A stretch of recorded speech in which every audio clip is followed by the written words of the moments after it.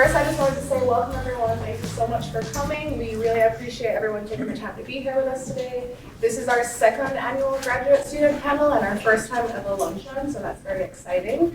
For introductions, my name is Leah Bell-Navis. I'm the graduate assistant at council training for the University Counseling Center. So hi, my name is Molly McCann, and I am the graduate assistant for the Graduate School office. Awesome. And yeah, we have Katie Cox here with us and Michael from the Graduate Studies office helping with planning. So I'm going to go ahead and defer to our panelists so that they can introduce themselves, and then we're going to go ahead and get started with our Q&A. Well, our questions from us, and then we're going to end with the Q&A from the audience. So whoever wants to start, guys. I'll go. But do I need just the basics? Yeah. Okay, word. My name's Uchechukwu Ike. I use she, her pronouns.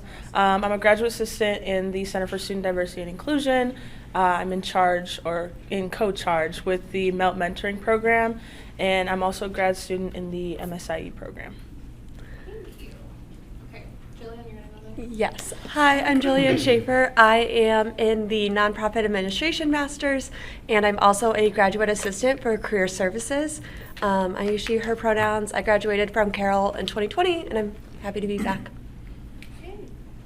Hi, I'm Miles. I am a graduate assistant and resident minister in campus ministry. I'm in my second year in the Theology and Religious Studies program. I live on campus in Murphy Hall. Yeah, that's all the info. That's everything. Hi, my name is Yub Kim. I use he, him, his pronouns. I am a graduate assistant at the CSD office along with Uche. I'm currently putting together a first-gen Blue Streak program where we recognize and support first-generation students at JCU. I am in the clinical mental health counseling program. Very cool. As you can see, all of our panelists are very esteemed and have a lot of accomplishments, so I'm very happy that they're here with us today. So I'm going to take a seat, and then we're just going to go into the questions.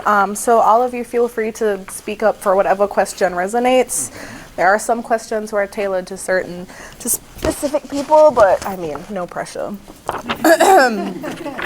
Okay, so I guess the first question that we're going to start with was, how was the transition, either from being an undergraduate student or from being a full-time employee? What was that transition like? Anything standing out about that experience? Well, for me, I had a big gap. I graduated in 2011 from my undergrad, and I started last year here at JCU. So I have like 10 years gap from being a student. Actually, like the first semester, the first month, I was like, I forgot how to study. Like, how do I read textbooks? How do I prepare for class? How do I do assignments?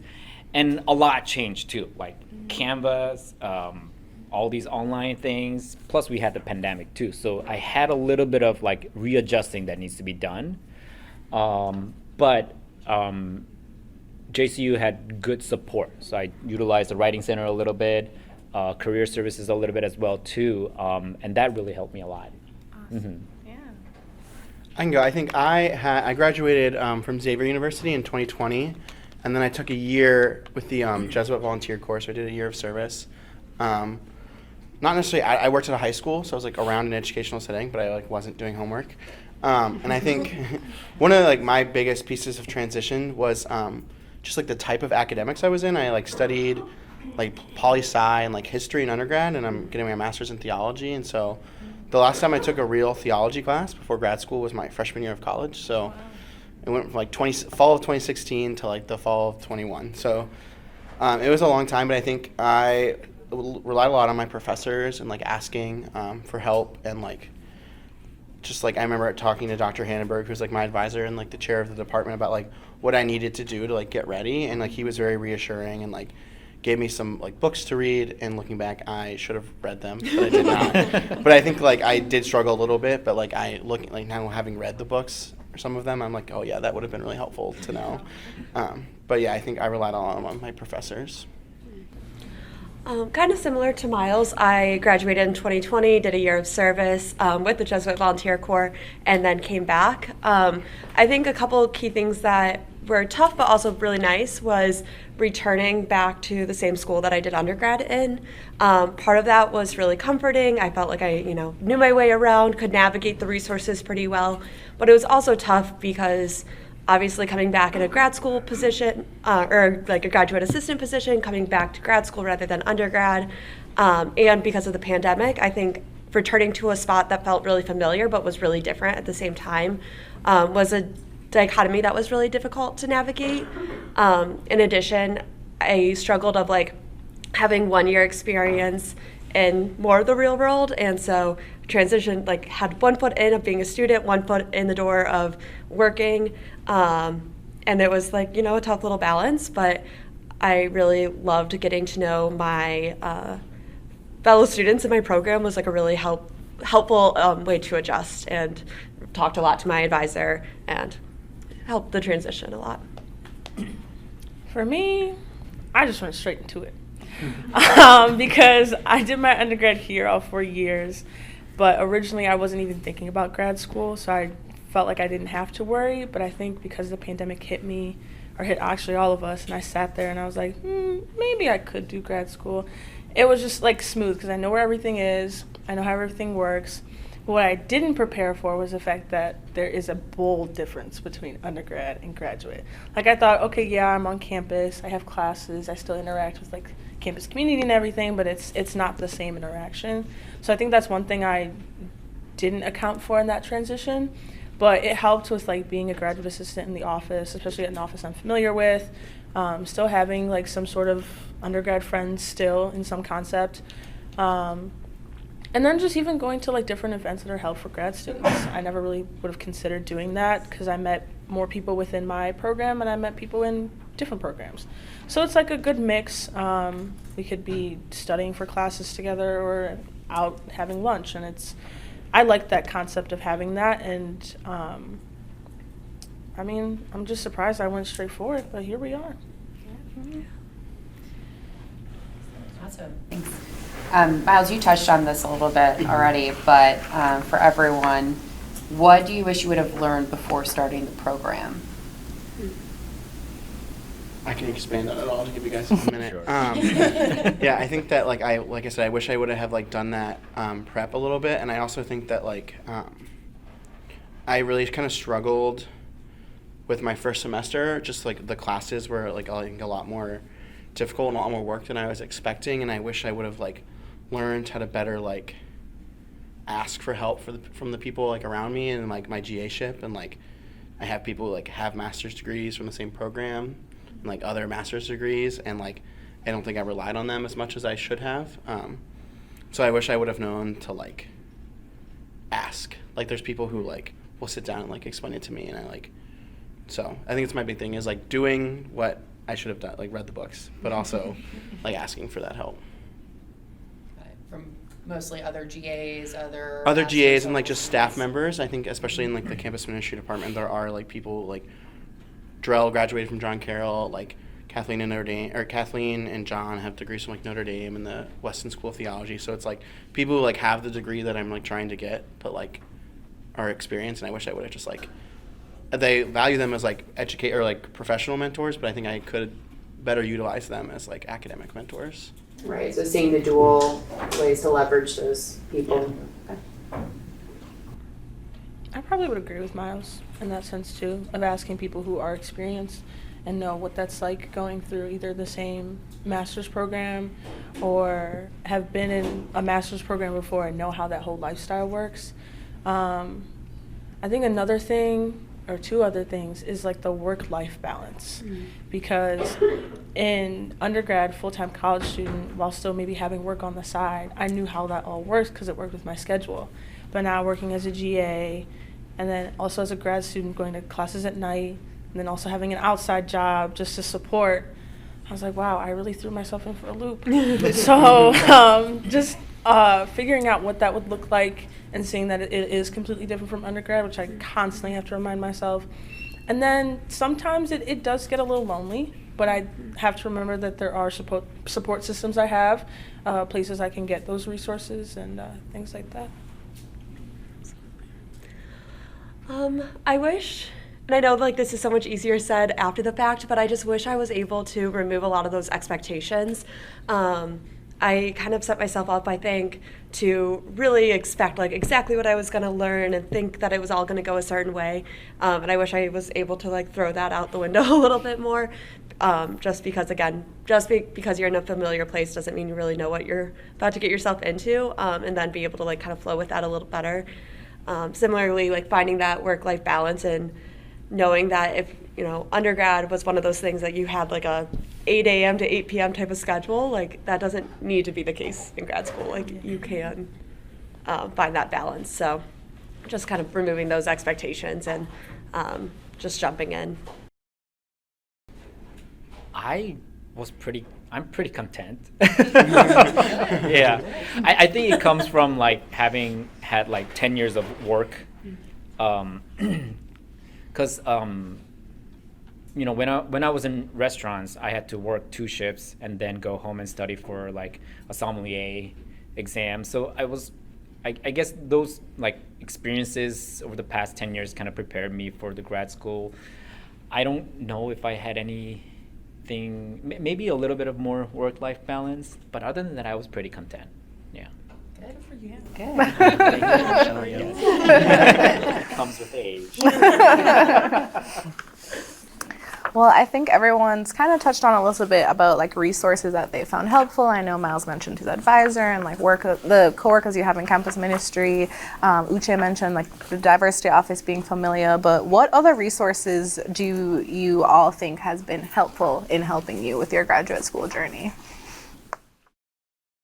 I also mentioned the Writing Center. I was going from a business undergrad to the nonprofit program. I was unprepared for the extent of writing, and so utilized the Writing Center a ton. Love being in the Career Services office and just helping that. They've helped me a lot navigating what my future might hold. In addition, like the Counseling Center and just like the general Carroll community, knowing that like we are invited to those campus events that sometimes seem targeted for undergrads, but knowing that, we're always welcome is really sweet. I'd say the counseling program, or at least like the counseling center. Let me be specific. Shout out to you guys.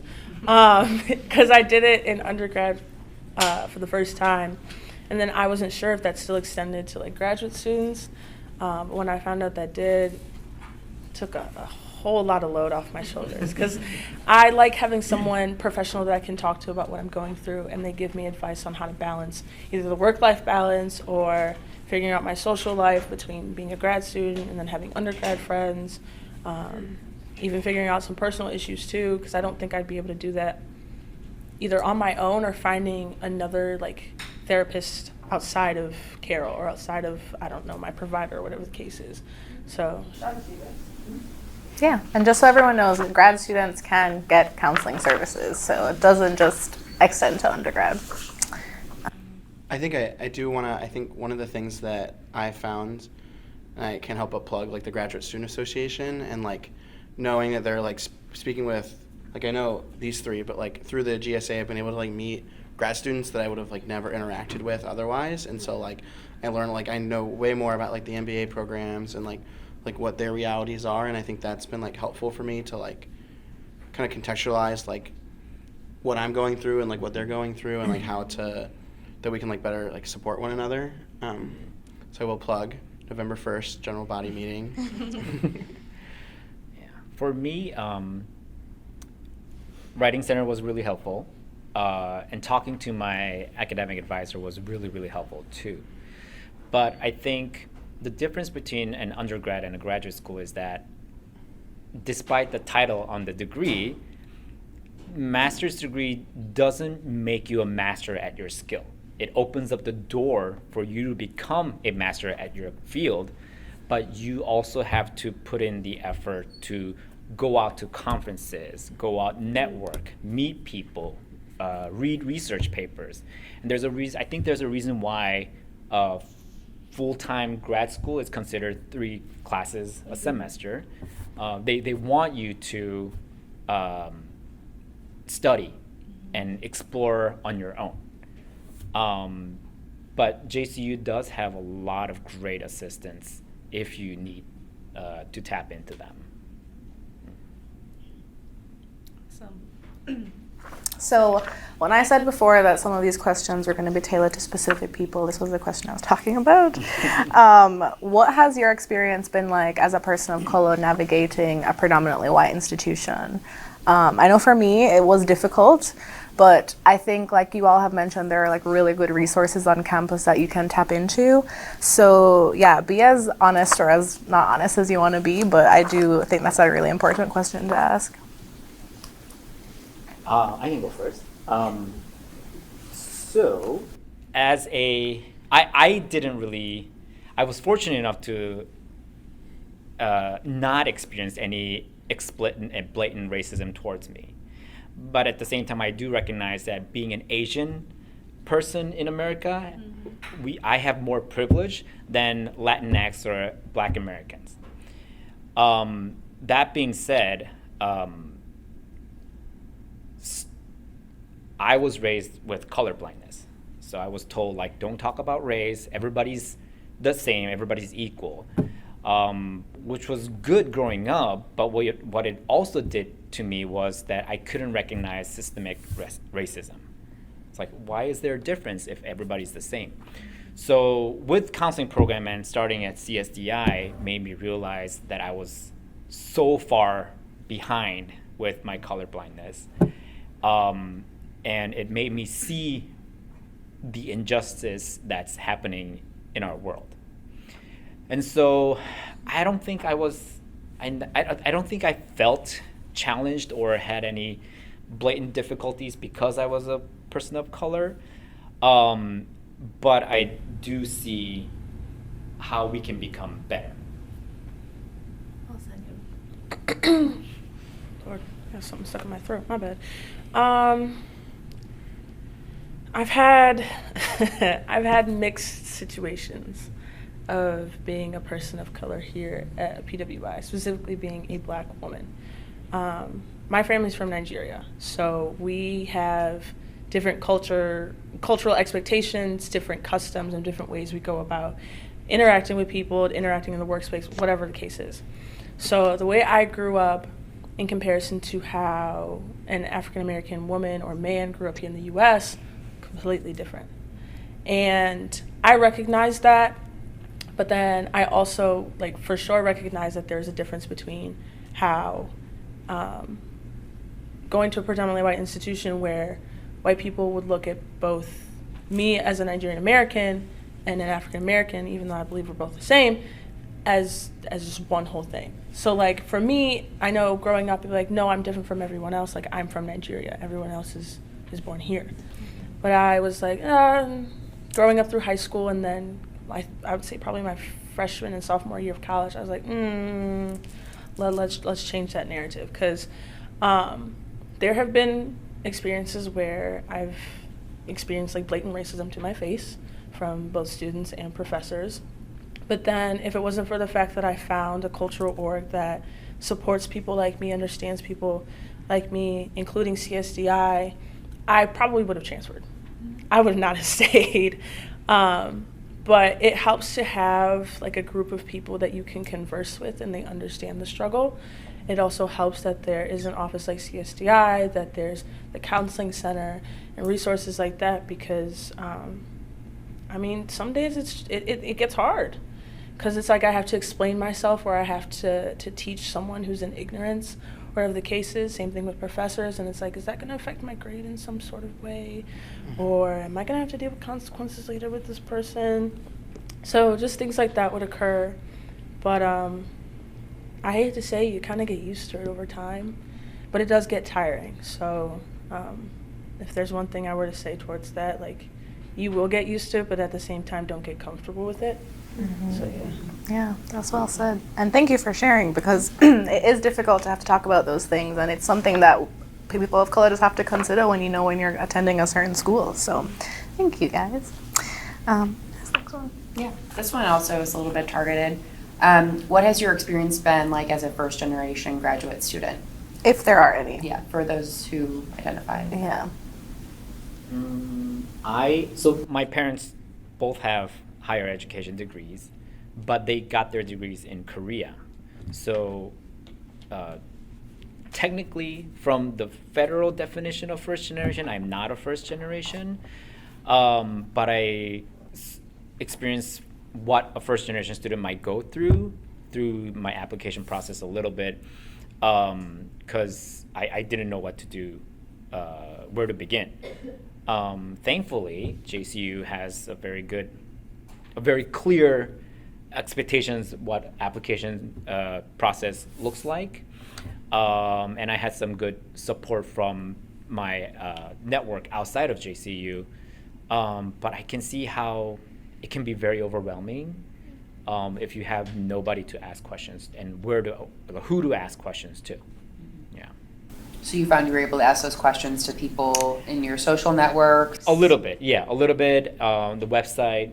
I was like, you know, I'll just do it, and then I guess I'll figure it out as I go along, and that helped. But that's based on my own personality. People who like to plan things out and like to have all the information prior to doing something, they might have a really hard time. Like, I don't know where to begin. I'm honestly in the same boat as you. My parents both went to college in Nigeria, but they never went further than that. So I guess I would technically be a first-gen grad student. I wouldn't say I had to do a lot on my own, nor was I unfamiliar with the process. Because I know growing up, I felt like the same thing you do in high school of applying, the whole SAT, ACT, I understood what that was. And I feel like the same thing for applying for grad school, like that seemed seamless to me. But I think the only thing I didn't know or like didn't quite understand was the whole, like, so for undergrad and graduate, so like the whole move-in process or like the registering for classes type process, what I need to remember for core, all of that stuff. And I was just sitting there looking at my advisor. I was like, I don't know what half these are. I don't know what to do. And so it was nice to have someone there to like guide me as to what I need to take and what I don't need to take. Because I could have taken X amount of classes and not have had what I really need to have and probably still be in undergrad. But I think that was just the thing that I didn't like understand very clearly. But also having friends that aren't first generation college students and do understand the process, and having a roommate that also understood the process was real helpful. I would say in terms of just being a first generation grad student, there's a lot I'm still learning.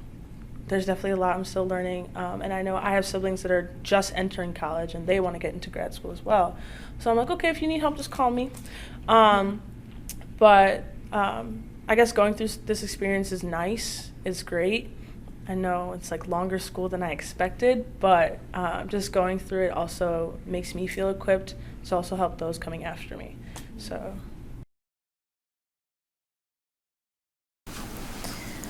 Okay, so Yub touched on this a little bit when he was, sharing his story about working for a period of time before getting back into grad school. But what advice do any of you have for students who are graduating? I know Miles and you guys took some time off and did some volunteer work. So what advice do you have for students who graduated and then returned to school, especially graduate school? Because, Uche touched on it, it's different work ethic, different expectations. So what do you all think? I just kind of want to build off something you said earlier. I think that like 3 classes it doesn't seem like a lot in grad school, but 3 classes is a lot. Especially I think the way a lot of grad classes work here at John Carroll. It's like you're in class, I'm in class from 5 to 7:45. 3 nights a week is a lot of work on top of the homework and things. So I think it's trying to get into a routine and about going home and studying for the sommelier quiz or tests. And I think I tried. Even if I wasn't reading the books, but I tried to get into a better habit of coming home, being okay, I'm not done for the day when I get home from work. There's still some things to do, and so better dividing up my time. And so I would say get yourself into a routine before the semester starts, so that when the semester does start, you're not figuring out how to get into a routine on top of the classes and the work. And I think that I had a little bit of a benefit coming from working at a high school, so I was used to that kind of flow. But I think that's my big thing, in that know that it is different, but it's doable. You just have to get yourself into out of the like 9 to 5 mindset.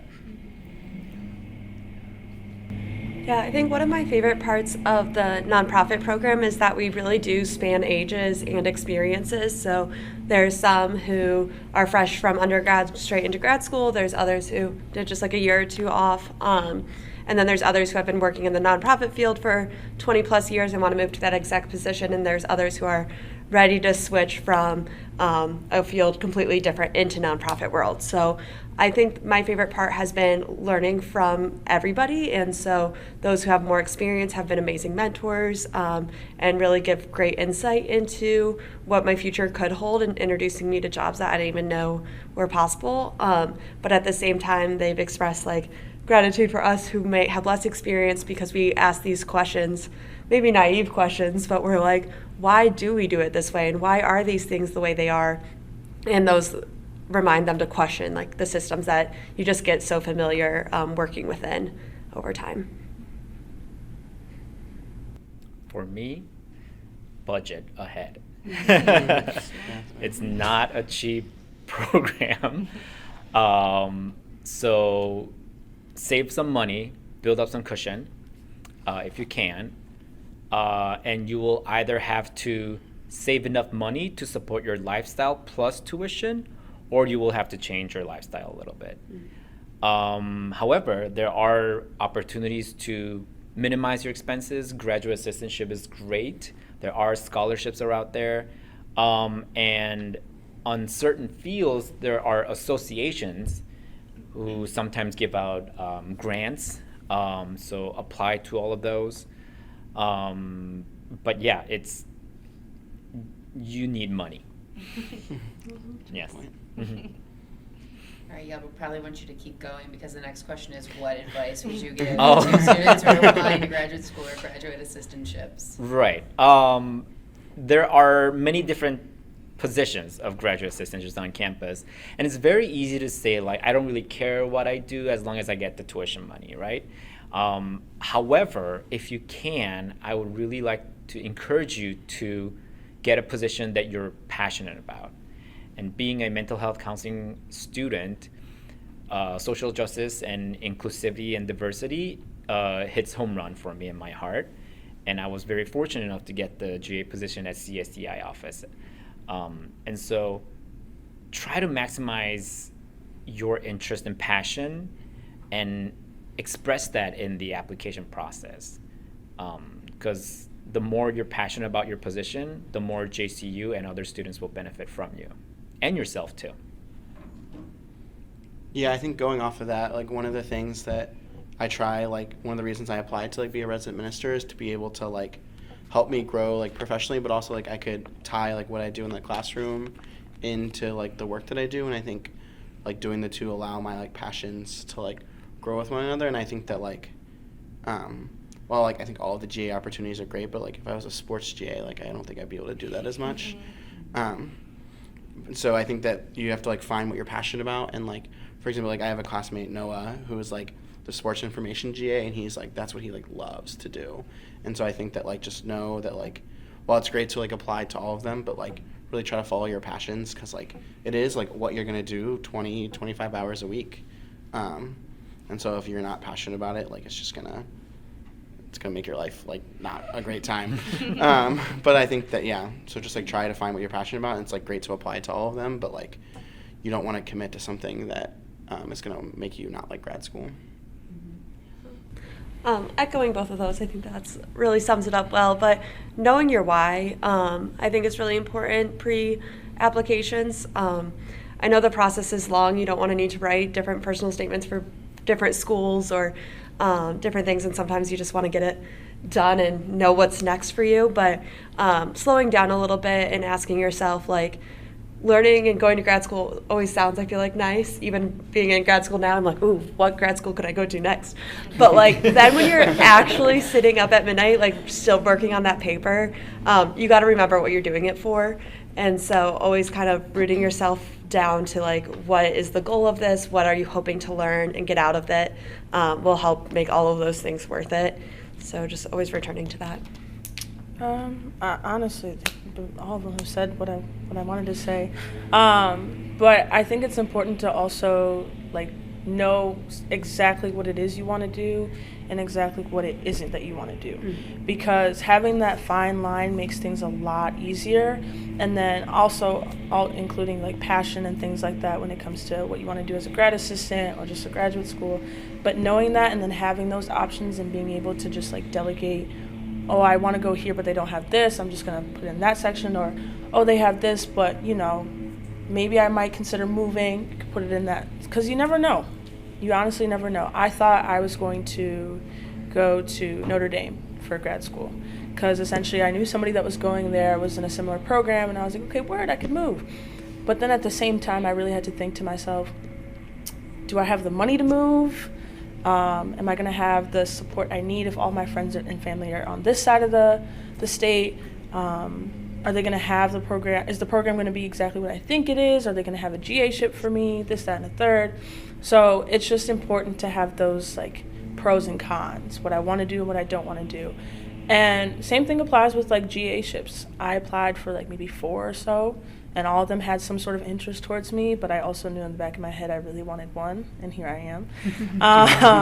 So it's just considering that you should have options, because just having one thing, and I mean, if you're set for that, by all means, go ahead, but having some sort of like backup plan or figuring out what other options there are that could be cheaper, that could be more viable is something important.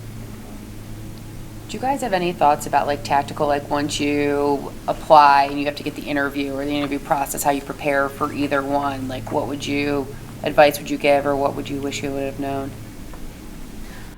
I wish I just didn't worry so much about it, which I know, again, easier said than done. But that one, we say this all the time in career services, but like you're interviewing them back. So I kind of wish I just, rather than worrying so much about will this work out and do they see me in the program, I wish I worried more, or just as equally about like, do I see myself there, and having those questions prepared to know exactly what I was getting myself into. It's actually a really good point, because it's like, think of it as that they need you. You don't necessarily need them. Because like you could do a lot like even on your own for free and learn some skills and pick those up and apply them to a certain job. But like she said, it depends on if you really do fit there, and if going there is also going to benefit them the same way of they're going to benefit you. Mm-hmm. So, yeah. I would say go visit the office that you're planning on applying. Put a face to a name. Ask questions about like what they do, what kind of programs, what kind of inspections they have for the GA position before applying. It's human nature. A lot of people feel inclined to do something good for the people that they know and familiar with. So, I think going off of something Jill said, I think probably not the most traditional like path of being a GA. I like had kind of accepted that like I was like, I'm not going to go to grad school, it's fine. And then like the deadline came up and like I hadn't turned in my application, someone reached out to me and I was like, okay, like I'll apply.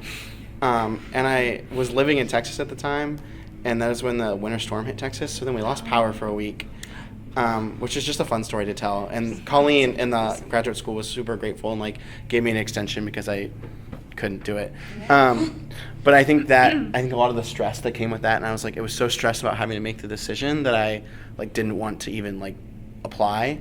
And so I think that it was like, just go ahead and like apply, and you can like figure it out later. It's not like a 2-week process. Like it takes time. You have to, I'm interested in them. They'll reach out to interview you. And I think that going off of what Jillian and Uche said, like I interviewed with the TRS department too. And I was like, oh, like I could do this maybe. And then like, as they were asking me questions about my experience, I was like, oh, like I don't know anything about like academic research. Like if that's what I'm going to be assisting with, maybe not. So like interviewing them as much as they're like interviewing you. Mm-hmm. Yeah, that's great advice. Thanks. Yeah, that's helpful. Any last minute thoughts that you all wish to share before we move on to Q&A?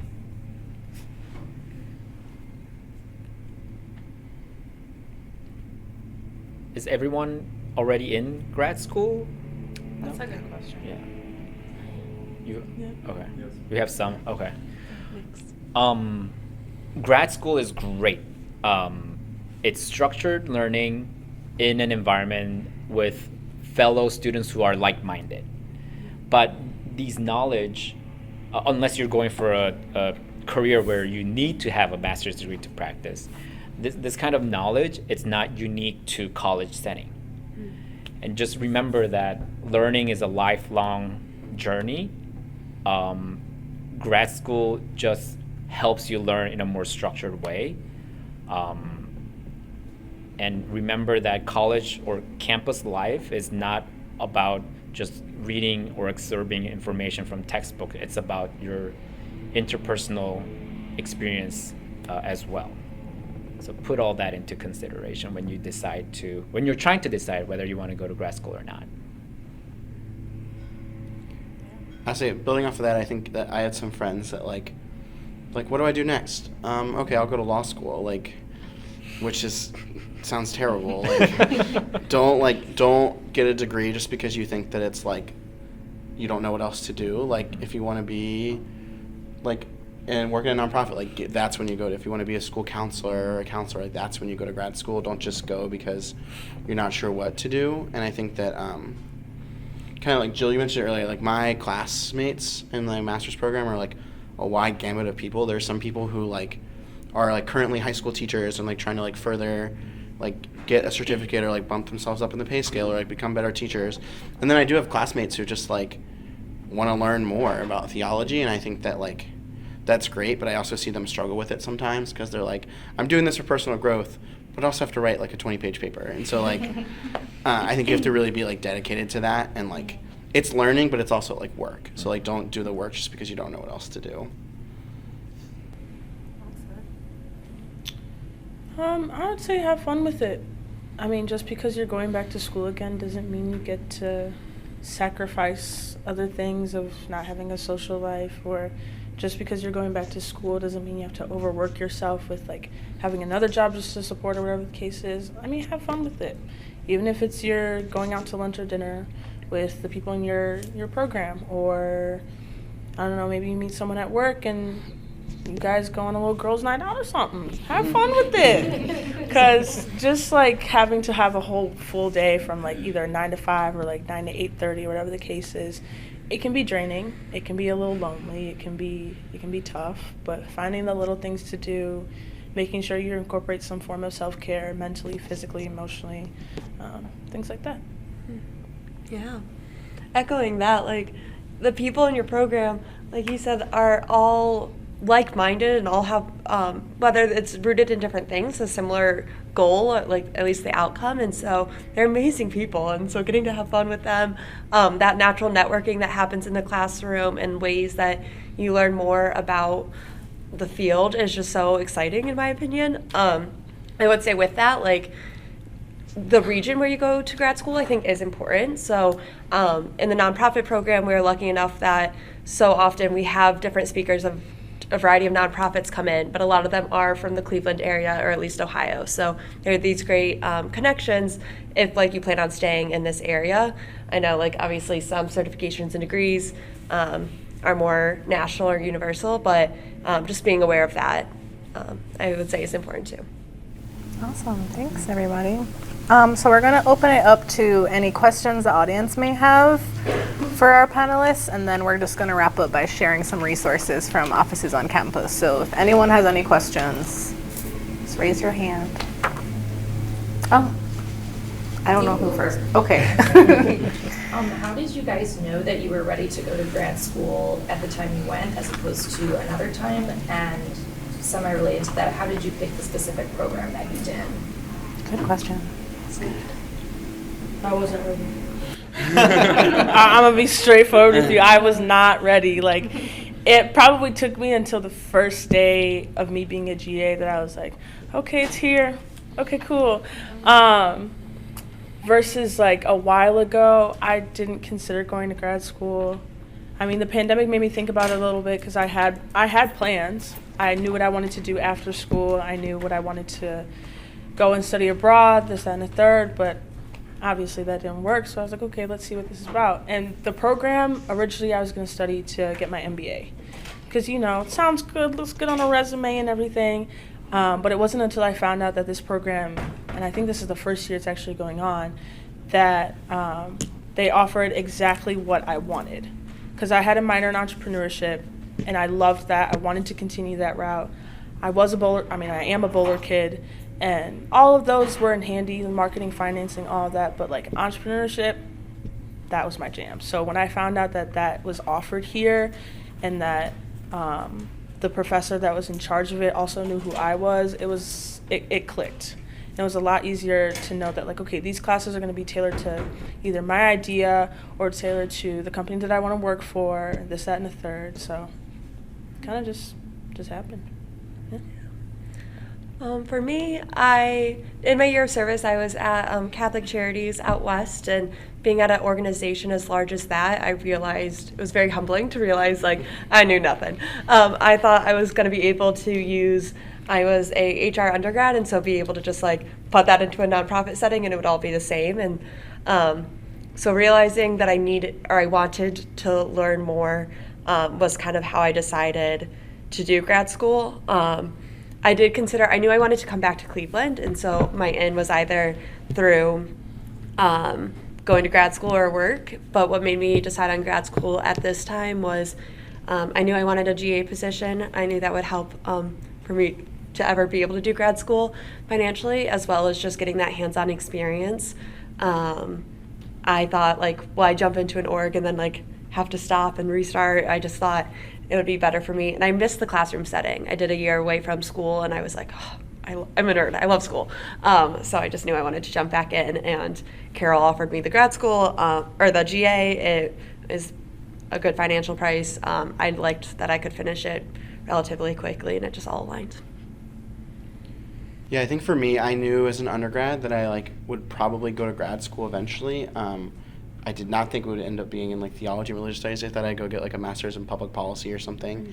But I was at my senior year, I was kind of in this crossroads of I don't know what I want to do, and I was also graduating into a pandemic, and there was a lot of just crazy things happening, and so I had always been considering a year of service. So I decided to do that because I thought that it would help me let me try working education out, because it's not a secret that I'm not the biggest fan of children, and so I was well, I like working at a high school, and it turns out I did, and I think that there's a lot that works at that, and I missed the college setting too, so I knew that I wanted to be. I think I decided through my year of service I wanted to be a campus minister for at least a while. I wanted to try it, and so I started looking at. But I knew I had taken one theology class, so I was I should probably go study theology. And so I literally looked at every Jesuit college. I knew I wanted to go to a Jesuit college or university, so I made myself a little Excel sheet and All 26. All 26, 27, whatever it is. Yeah, I looked at them all and threw some other ones like Villanova in there, and then I started looking at what graduate program or graduate assistantships there were, because I loved the program at Loyola Chicago, but there's one GA. And so I was I would much rather go to a place like John Carroll, where I love the academic program and there's an opportunity for me to contribute to the community and outside of the academic setting. And John Carroll's actually the only school I ended up applying to. Kind of all so much research, and then I just applied to John Carroll, but I don't regret it at all. So, well, for me, whenever I was trying to make a decision whether I want to go to college or grad school or even doctor school in the future, I was always comparing it to what is more valued in the industry. In the past, I was in an industry where experience was more valued than the degree. So grad school typically are 2 to 3 years. In your industry, in your field, is 2-3 years worth of experience more valuable than a degree? If so, maybe grad school is not for you. But if the career that you're trying to go into, if they require a master's degree, then yes, definitely. And that's what happened to me. To be a mental health counselor, you have to have a master's degree. And so had my new career choice didn't require a master's degree, I may not be here. But what I wanted to do was required a master's degree, so I was all right, let's do it. Awesome. Thank you. Mm-hmm. I think we had one more question in the back. Yeah, so I'm the first year for the clinical mental health, and I just came straight from undergrad. And I find the whole taking classes part, I've been used to that always been taking classes for like years now, but the part that is going, I feel like I have questions about the transition is practicum and internship, because I'm working part-time at Catholic Charities actually right now. And so I'm like, am I gonna have to stop there for a while and do practicum? Because I've never done a practicum internship for school, so I wanted to know like people's transitional process through that. Right. You can speak to that a little bit. Yes, so with practicum, it may not affect you too much unless you're taking other classroom classes along with your practicum. Because practicum, your weekly hours are like 4 or 5 hours a week. Yeah. So you could easily maintain are you full-time or part-time? Yeah, so you could maintain your part-time position and go to class. Internship, on the other hand, might be a little bit more challenging because that's 20 hours a week. So your 2 part-times combined, you will have a full-time schedule that you'll have to maintain. Plus, it depends on how you structure your planning, but you most likely have like other classroom classes during your internship A. Yeah. Yeah. Because I was gonna say, do you guys take classroom classes during practicum and internship? Practicum, yes. Yes. But my planning, I kind of structure it so that I'll have 3 classes, so practicum and 2 other classes, so I'll be full-time. But internship A, I'll have 1 class and an internship, and then internship B, I'll have 1 class and internship. Yeah. Because you also have to think internship B, your second internship is where you are going to be studying for your comm and the national. Yeah. Fun stuff. Anyone else? Any questions, comments? I know we have some resources that Molly will share.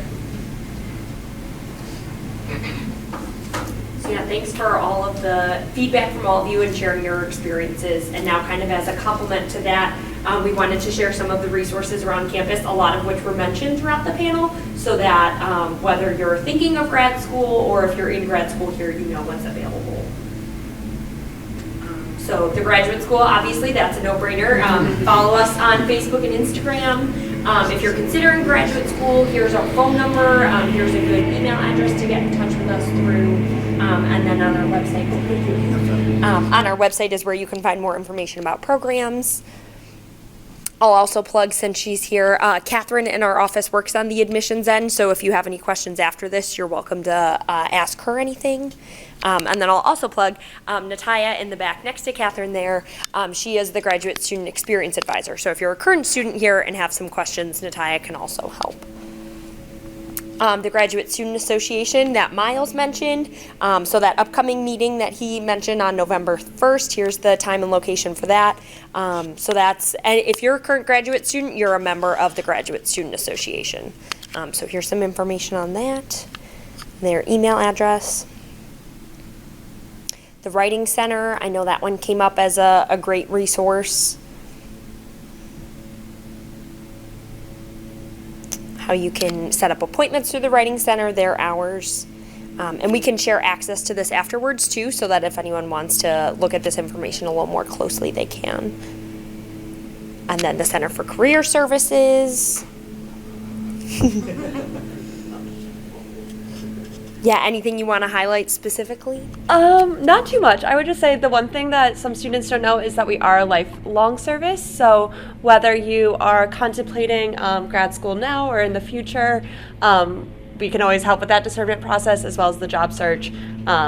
Yeah, if you're kind of in between the two. And that a lot of us have experience of going to John Carroll Grad School, so we can really speak to that. Awesome. Yeah. And then the Academic Success Center on campus.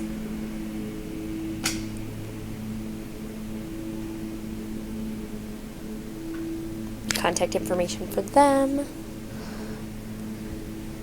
And then recreation on campus.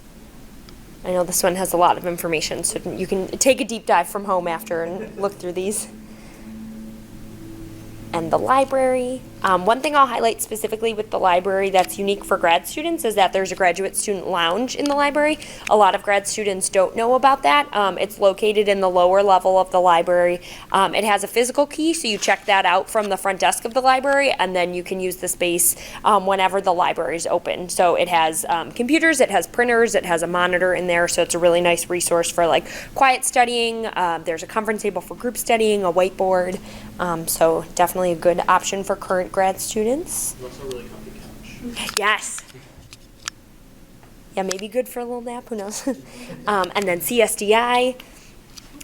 Yeah, anything you want to add? Okay, word. So we're available for both undergrad and graduate students. We have 3 different programs in our office: First Gen Blue Streaks,